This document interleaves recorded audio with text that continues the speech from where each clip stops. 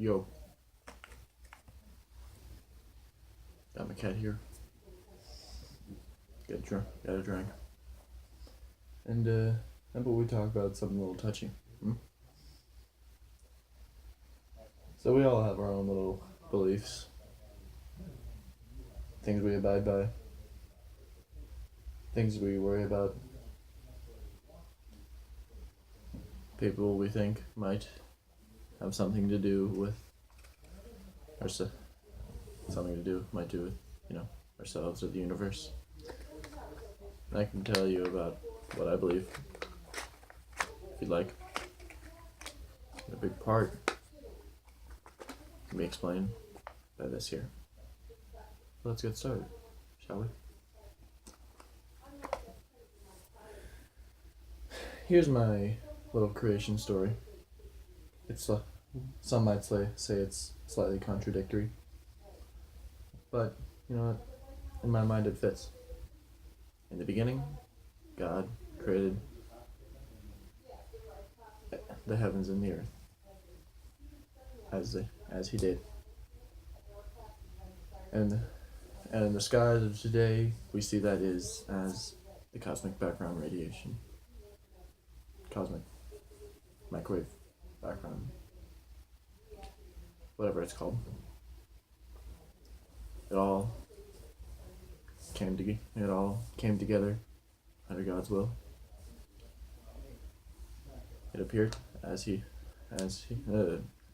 will, and He collected it together into the things we call life forms. He sculpted those life forms from a tiny, slightly insignificant, or at least seemingly at the time, into the amazing creatures we call humans today. You may choose to disbelieve this theory. You may choose to hate this theory. But to each their own.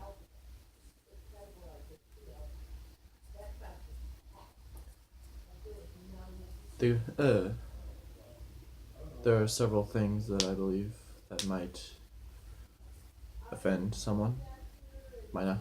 You might not like it, but that doesn't mean you have to believe it.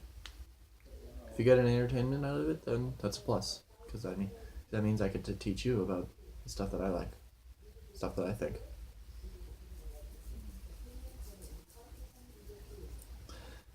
I've always been kind of a man of science, but also man of faith, and yeah, I have many beliefs that are contradictory because of those two facts. But that creation story that I just told you kind of ties it together, in my opinion.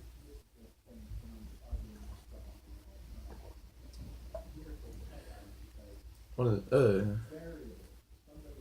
was I saying? Right. One of the big things that science and religion often disagree over is the Big Bang. Cat's here. She's adorable. Aliens. Segue, right? Some people might say aliens don't exist because we've never seen them.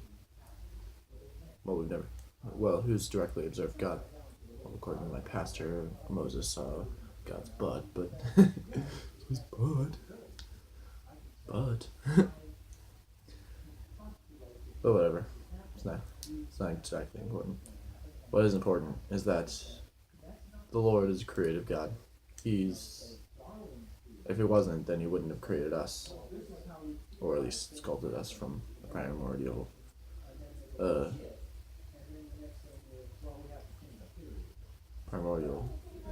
bacteria.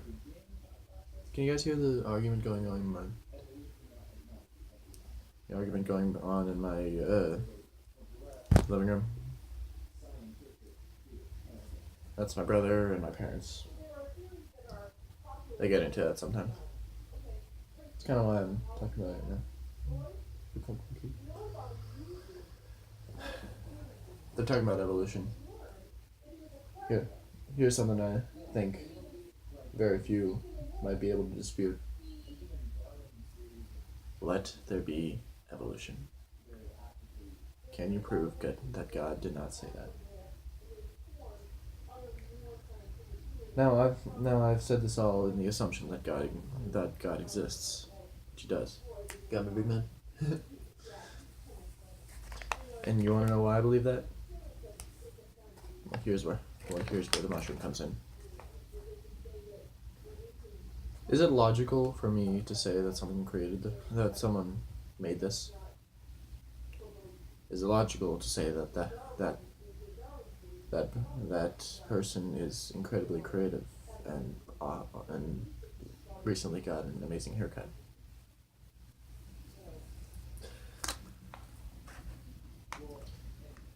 Now you look at this here, you say, you got your paper, you got your colored pencils and such, but you got to think, where did that all stuff come from? The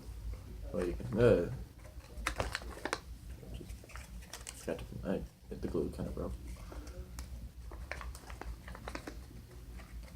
Well, you take the paper, fold it in a certain way, you color it, you glue it together in a certain way, sideways, and you get something that can be said to be quite complex from a thing so simple as a sheet of paper. Probably should have grabbed a single sheet.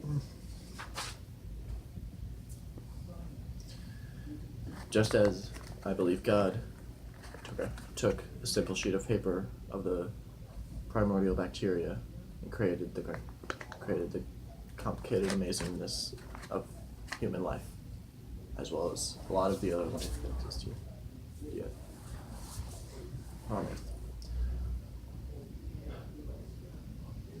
Science doesn't have to contradict a religion if you think about it. I actually think that religion kind of makes science appear even cooler in my eyes.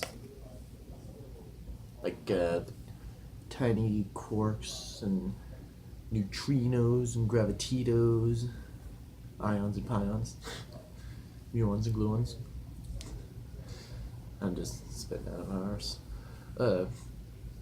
But I think that just shows how detailed God can get, the really fine things. But then you got the gigantic amazingness of the observable universe. That shows how God can take a simple formula and make it to be something quite beautiful.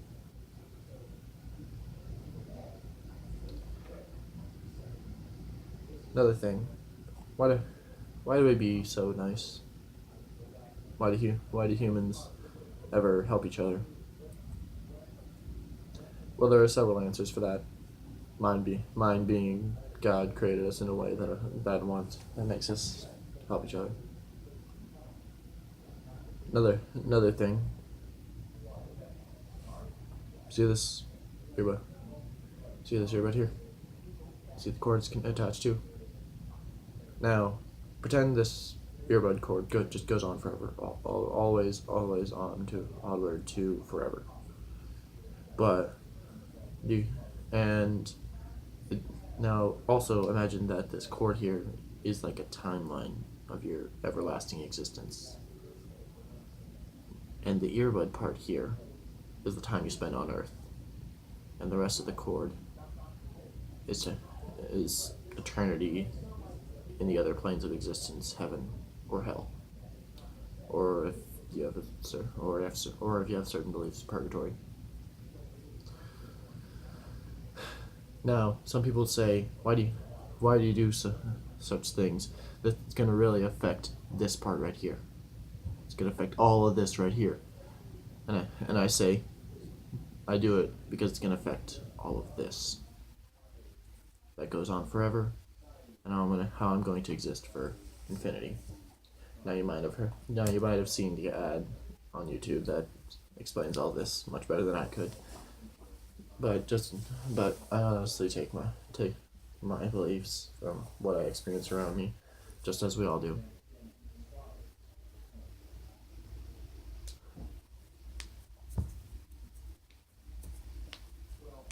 We gotta develop our beliefs in somewhere, right?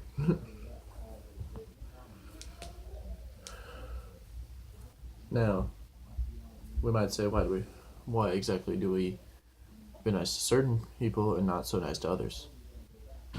Well, that's the bleeding through of Satan that I believe is what comes through. That's why there's suffering in the world. Why? Some might say, why is there these things in the world that God would never allow to happen? Well, I've thought of two reasons for that. Well, one, Satan, obviously, he wants people to suffer and turn away from God. The question, why would God let us suffer, is the question he wants us to ask, and that's why we should avoid asking it. Adorable. Seriously, look at her.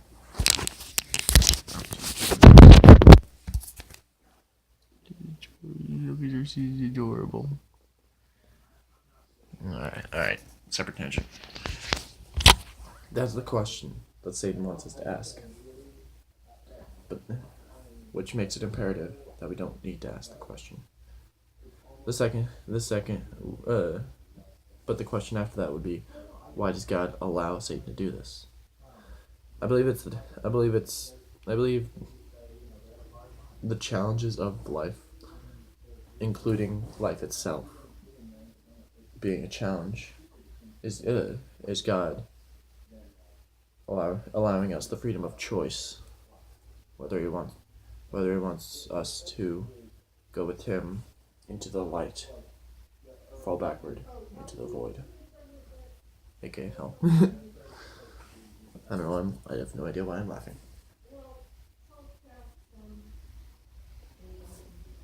Okay, so that covers why we're nice in general. But why are we so nice to certain people and much less to others?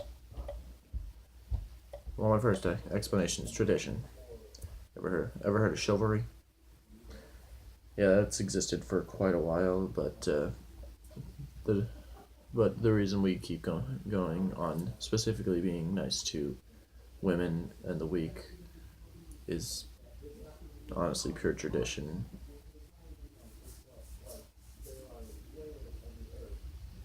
Still flecks of hair hanging out in my head.